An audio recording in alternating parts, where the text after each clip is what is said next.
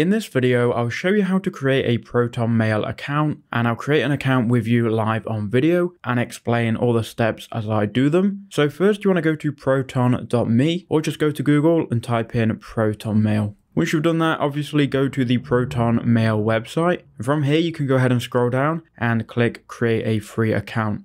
Now what you can do, you can go ahead and sign up with any of their paid plans, but if you just want a free version, scroll to the bottom here and you can see Proton Free is obviously free and no credit card is required. That will give you up to 1 GB in mail storage, one user with one email address. So go ahead and click on that and continue with Proton Free. Obviously, if you want to create a paid account, you can do that. Now create a username. This username will be used for your email. You can also change the email extension. Do you want proton.me or protonmail.com? Now I like protonmail.com, so I'll just enter in a username here. So I'll enter KnowledgeBase tutorial at protonmail.com followed by a password. So after I've done that and I've clicked on create account, it will then ask me to solve a CAPTCHA. Click next and it's then going to create your ProtonMail account. From here you can set a display name, so I'll just change it to KnowledgeBase tutorial. Then we'll click continue. Enter in your phone number if you need a recovery method. For the video, I'll just skip through this.